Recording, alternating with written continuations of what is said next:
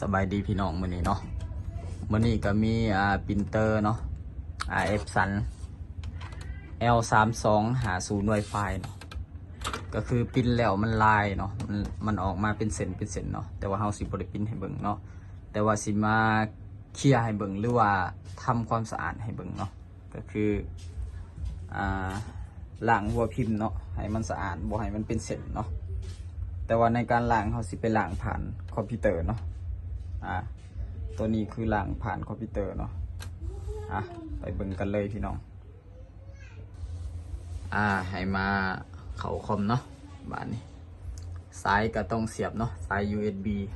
เสื่อมกับคอมพิวเตอร์เนาะตัวสายปรินเตอร์เนาะให้เฮามาเข้าคอนโทรลพาเนลเนาะคอนโทรลพาเนลตัวนี้เนาะแล้วเลื่อนหาคำว่าdriver and printer นี่เนาะตัวนี้เนาะกดใส่เลยดับเบิลคลิกใส่เนาะเนี่ยให้มันโชว์แบบนี้อันนี้มันจะมีลายสื่อเนาะเพราะว่าเคยใส่ปรินเตอร์ลายหน่วยเนาะแต่ว่าถ้าเราเสียบซ้ายมันจะไม่ติ๊กให้แบบนี้เลยเนาะหลังจากนั้นให้คลิกขวาเนาะคลิกขวาแล้วเลือกตัวนี้เนาะเลือกตัวที่3นี่เนาะ1 2 3เนาะเลือกตัวนี้เนาะกดใส่เลยเนาะหลังจากนั้นมันสิดันขึ้นมาเป็นแบบนี้เนาะดันขึ้นมาเป็นแบบนี้แล้วให้เฮามาเลือกใส่การปรับปรุงการบำรุงรักษานี่เนาะบ่เป็นการปรับปรุงนี่เนาะ อันนี้ก็คือการพิมพ์ทดสอบเนาะก็คือพิมพ์ออกมาทดสอบเนาะตัวที่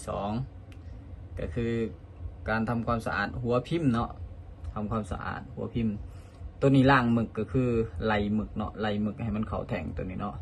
ตัวนี้ปรับตำแหน่งของหัวพิมพ์เนาะแต่ว่าเฮาสิบ่ได้ปรับเพราะว่าเฮาสิบ่เอาแบบละเอียดไปเลยเนาะ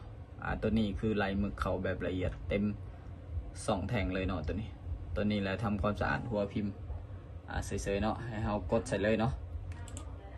กดใส่เลยเนาะหลังจากนั้นมันสิเด้งขึ้นมาแบบนี้เนาะแล้วให้มากดใส่คำว่าเริ่มนี่เนาะนี่มันสิไล่ไปจนสุดแล้วมันก็สิมีบอกอีกเท่านึงเนาะบัดนี้สิพาไปเบิ่งปรินเตอร์เนาะมันสิเป็นจังไดนี่เนาะมาเบิ่งปรินเตอร์ก็คือ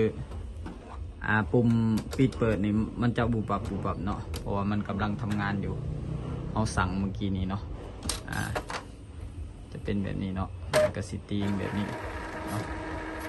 มันก็สิตีงแบบนี้เด้อพี่น้องเด้อสำหรับผู้ใดบ่มีคอมก็มีอีกวิธีหนึ่งเนาะนี่เฮาสิ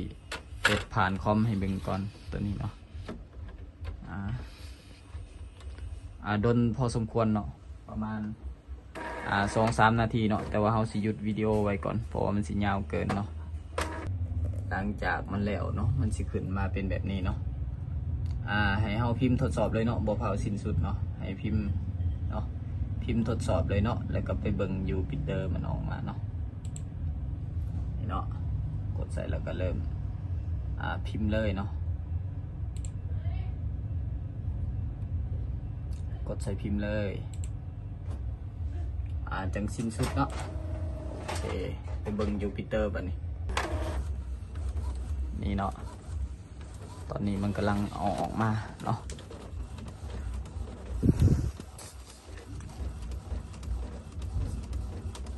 นี่เนาะออกมาแล้ว